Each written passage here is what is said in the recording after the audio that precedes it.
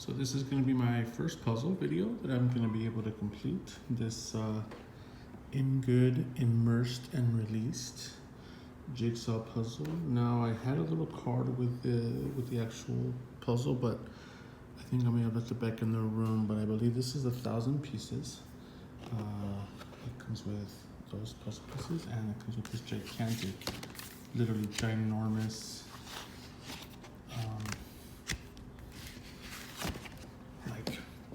picture of what it's supposed to look like. So my wife got this for me for Christmas.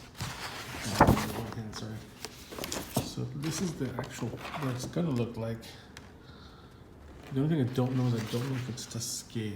I've never done one of these puzzles before, but it's pretty cool. It's got, dead trees, evil trees, and like a little town with a castle in it, and a mountain that's erupting, and the moons, and then more vines and floating mountains, and it's actually pretty cool. It looks very detailed. It looks very hard, but I believe I will be able to finish this relatively quickly. I'm used to doing a lot of these 1,000-piece puzzles. And again, I don't think it's going to be the same size as the picture, but who knows. So I'll start the video. You'll see more like a time-lapse video of me putting the puzzle together and how I go about completing it. I like to actually start with the edges and then work my way around the puzzle as I find pieces. I look at the picture and find out where things go relatively close to where it's supposed to be, and then I'll go from there, and then we'll see when it's all complete. So again, this is an In Good puzzle. It was 1,000 pieces, and got it as one of my Christmas presents. And I'm sure that you'll have maybe just as much fun watching as I will have actually putting together, because I love puzzles. And yes, I am better at puzzles. For those who know, they know.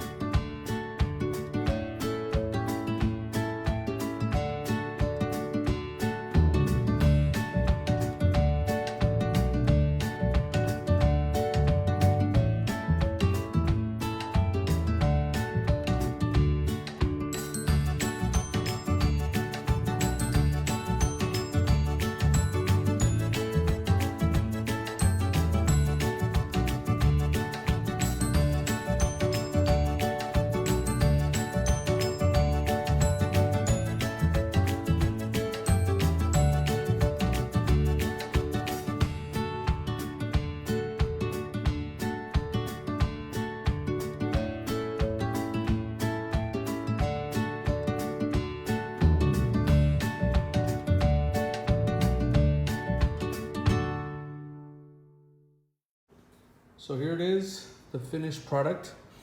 I completely forgot to take a picture after I actually finished the puzzle, and I started sealing it. So as you can tell, it's like a little milky, a little white.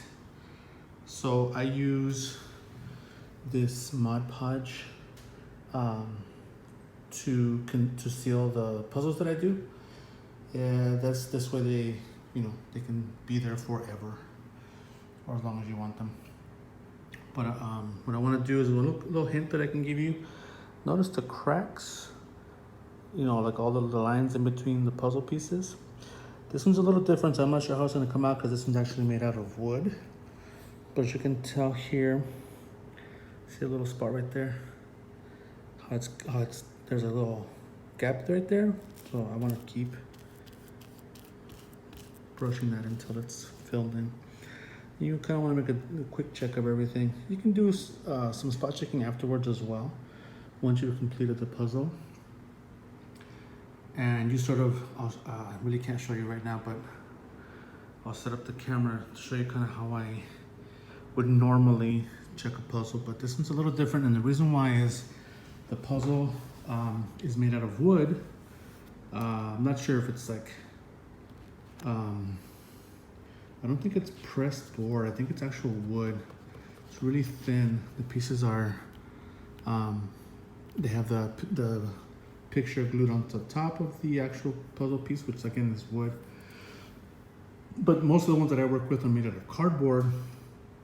So that's what I'm used to working with. This is my first wood puzzle. So I don't know, so see what I'm doing here. I'm sort of flapping it up and down, so that air gets underneath and dries the glue from not only from the top but from the bottom as well. And this is sort of what I do to check my puzzles.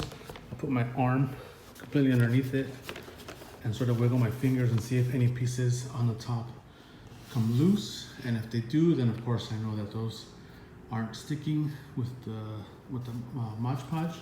So I will go over them with the brush. Again, maybe a little, if I have to, I'll use a little bit more Mod Podge. Typically what I do is I'll spread the Mod Podge all around, and then with the brush, I use these kind of brushes, these sponge looking kind of brushes. I don't typically use, I try to stay away from the bristle kind of brushes, like your normal painting brushes, only because those brushes, if you use them for a bit, they start to shed hair, and then the hair gets on the puzzle, and then I don't like hair on my puzzles. So I use these. They're real cheap, they're inexpensive.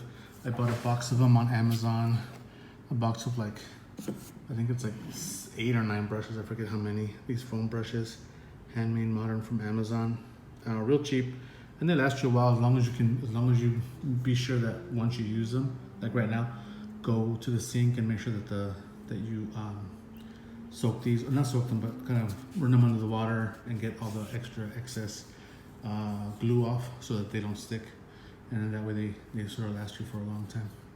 But again, this is the finished product. Let